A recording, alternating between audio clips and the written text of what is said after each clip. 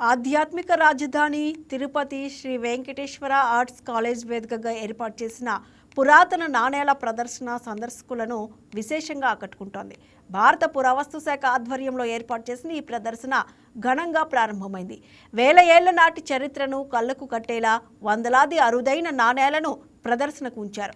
ముఖ్యంగా దక్షిణ భారతదేశాన్ని ఏలిన పల్లవులు, చోళులు, విజయనగర సామ్రాజ్య చక్రవర్తులు ముద్రించిన బంగారు, వెండి, రాగి నాణేలు ఇక్కడ ప్రత్యేక ఆకర్షణగా నిలిచాయి.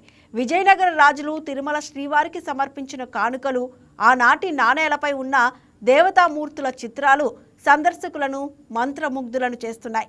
పురాతన నాణేల ప్రదర్శనకు సంబంధించి మరింత సమాచారం మా కరెస్పాండెంట్ పనీర్ సెల్వం అందిస్తారు.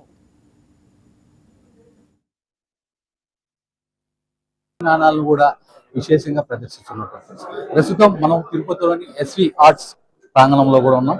దీనికి చూసుకోవచ్చు, ఇక్కడ చరిత్రకి సంబంధించినటువంటి పురాతన నాణాలకు సంబంధించిన ప్రదర్శనతో పాటు టీటీడీలో ముద్రించినటువంటి సప్తగిరి మ్యాగజైన్ లాంటివి కూడా పూర్తి స్థాయిలో ఇటు వీక్షకులను కనువిందు చేసే విధంగా కూడా ఏర్పాటు చేసినటువంటి దీనిపై కూడా చరిత్రపై విద్యార్థులకు అవగాహన కల్పించేందుకే మనకి ఇక్కడ సంస్కృతి సాంప్రదాయాలను కాపాడే విధంగా ఉన్నటువంటి నాణ్యాలను కూడా ఇక్కడ ప్రదర్శిస్తున్నటువంటి ప్రస్తుతం మనం విజువల్లో చూడొచ్చు. అంటే ఇక్కడగా కాదు, విదేశాల్లో కూడా ఈ నాణ్యాలు అంటే ఇది సంబంధించి ఇది కూడా ఒక వెండి నాణ్యం. ఈ విదేశాల్లో అంటే బయట దేశాల్లో కూడా వీటిని నాణ్యాలుగా ఉపయోగిస్తారు. దీనికి సంబంధించి కూడా మనతో ఈ నాణ్యాలను ఎవరైతే ప్రదర్శిస్తున్నారో దానికి సంబంధించిన చంద్రశేఖర్ కూడా మనతో ఉన్నాడు. ఆయనతో కూడా మనం మాట్లాడే ప్రయత్నం అయితే కూడా చేద్దాం. నమస్తే. అంటే ఎస్వి ఆర్ట్స్ కాలేజ్ తరఫున మీరు సేకరించినటువంటి వాటిని పూర్తి స్థాయిలో కూడా ఇటు అందుబాటులో ఇచ్చారు. ఏంటి దీనికి ఉన్న విశిష్టత? ఇది వచ్చేగాడికి పాత నాణ్యాల ఈరోజు మా దగ్గర ఉన్నది నాణ్యాలని ఇక్కడ ప్రదర్శించడం జరిగింది. ఇక్కడ మేము ప్రదర్శించింది ఏమంటే ముఖ్యంగా భారత ప్రభుత్వం విడుదల చేసిన యుఎన్సి ప్రూఫ్ కాయిన్స్ అంటారండి. అంటే ప్రత్యేక సందర్భాల్లో భారత ప్రభుత్వం విడుదల చేస్తుంది. ప్రపంచపు వరల్డ్ లార్జెస్ట్ నోటు, ప్రపంచంలోనే అతి పెద్ద నోటు కూడా చూడొచ్చు. మనం ప్రపంచంలోనే అతి పెద్ద నోటు అన్నమాట. ఇది బురుండికి సంబంధించినటువంటిది.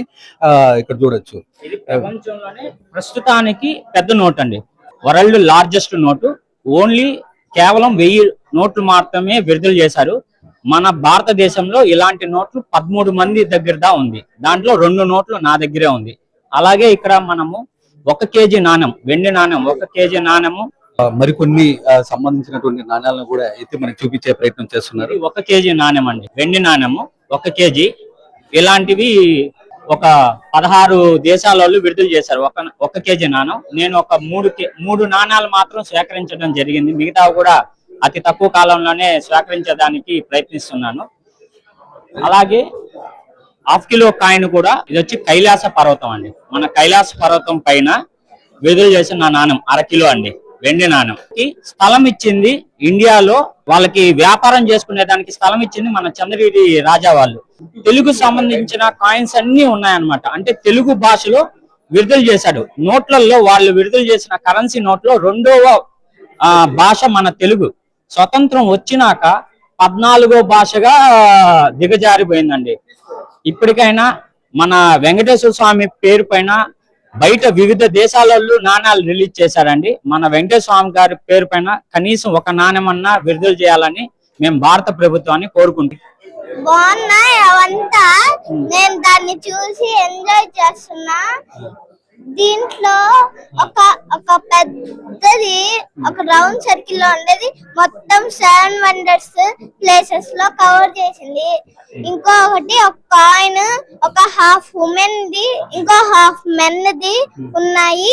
చూడొచ్చు. దీనికి సంబంధించి తెలుగు నాణ్యాలు కూడా ఇక్కడ పూర్తి స్థాయిలో మన వెంకటేష్ గారు కూడా సేకరించినటువంటి పరిస్థితి పూర్తిగా. అంటే దీనికి సంబంధించి ఇవి 1 రూక, ఇది 2 రూకలు, ఇది 5 రూకలు, ఇది వరహాలు. వీటన్నిటిపైన తెలుగు లిపి స్పష్టంగా కనిపిస్తూ ఉంటుంది. ఆనాటి మద్రాస్ ప్రెసిడెన్సీ వాళ్ళు వీటిని ముద్రించడం జరిగింది. అలాగే బ్రిటిష్ ప్రభుత్వం వేసిన ఆనాలు ఇవన్నీ కూడా మీకు చూపిస్తాను. చూడొచ్చు పూర్తిగా తెలుగులో ఎంత నీట్ గా 5 రూకలు ఉంటాయి. ఈ 5 రూకలకు సంబంధించి కూడా తెలుగులో ఎంత అనర్గంగా ముద్రించినటువంటి పరిస్థితి అప్పట్లోనే దీనికి సంబంధించి. ఇవి భారత ప్రభుత్వము స్వతంత్రం వచ్చిన తర్వాత ముద్రించినటువంటి 1 పైసా బిల్లలు ఇవన్నీ. అలాగే ఇది దొండి కాలన అని పిలిచేవాళ్ళు, దొంక అనాలు అంటారు దీన్ని. ఇది కూడా 1 పైసా. అలాగే ఇది కూడా 1 పైసా బిల్లలు. చూడండి, ఇవన్నీ కూడా వెండి నాణ్యాలు. ఇది బేడ అంటారు. 2 అణాలు కలిపితే ఒక బేడ అవుతుంది. అలాగే పావల, ₹1, రూపాయి బిళ్ళలు ఇవన్నీ కూడా ప్రదర్శనలో ఉంచాం.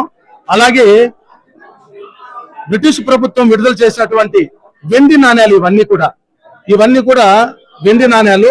ఇవన్నీ కూడా మనకి చూడొచ్చు.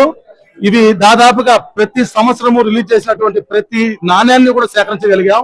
ఇది ప్రదర్శనలో ఉంచుతున్నాం. దీన్ని చూడవలసిన కోరుతున్నాం. అలాగే ఇవన్నీ కూడా భారతదేశాన్ని పరిపాలించినటువంటి స్వతంత్ర సంస్థానాలు వాళ్ళు వేసుకున్నటువంటి నాణ్యాలు. ఇవన్నీ కూడా అనేక సంస్థానాలు కలిసి వేసినటువంటి నాణ్యాలు. అవన్నీ కూడా ప్రదర్శనలో ఉంచాము. మరికొన్ని కూడా చూపిస్తున్నారు. అణాలు కానివి అన్ని కూడా మొత్తం కూడా 1 పైసా, 2 పైసలు అన్ని కూడా ప్రతి ఒక్కటి. ఇది ప్రతి ఒక్క నాణ్యం పైన అర్ధన, 1 అణ, 2 అణాలు, 4 అణాలు, 8 అణాలు ఉండేవి. 1 అణ అంటే 6 పైసలు. ఇది ₹1కి 16 అణాలు అని చెప్పేవాళ్ళు. ఆ 16 అణాలు ఇవి. అలాగే 2 అణాలు, 4 అణాలు, 8 అణాలు కూడా ఇక్కడ ఉన్నాయి. ప్రతి నాణ్యం పైన కూడా తెలుగు భాష స్పష్టంగా రాసి ఉంటుంది. తెలుగు భాషకి బ్రిటిష్ ప్రభుత్వం ఇచ్చినటువంటి ఆదరణ చాలా గొప్పదని చెప్పుకోవచ్చు. మొత్తానికి చూసాం కదా. ఏదేమైనప్పటికీ పురాతన నాణ్యాలు మొఘలు కాలం నుంచి ఇప్పటి వరకు అందించేటువంటి పూర్తి స్థాయిలో నాణ్యాలను కూడా ఇటు తిరుపతి ఆర్ట్స్ కాలేజ్ వేదిక కూడా ఇక్కడ ప్రదర్శిస్తున్నటువంటి పరిస్థితి. కాబట్టి తిరుపతిలో ఉన్నటువంటి విద్యార్థులతో పాటు తల్లిదండ్రులు కూడా ఇక్కడికి విచ్చేసి ఈ ఎగ్జిబిషన్ కూడా తిలకించాలని చెప్పి కూడా ఇక్కడ ప్రధానంగా కోరుకుంది. మొత్తానికి తిరుపతిలో ఉన్నటువంటి పరిస్థితి. కెమెరా పర్సన్ కన్నయ్యతో సెల్వం, తిరుపతి.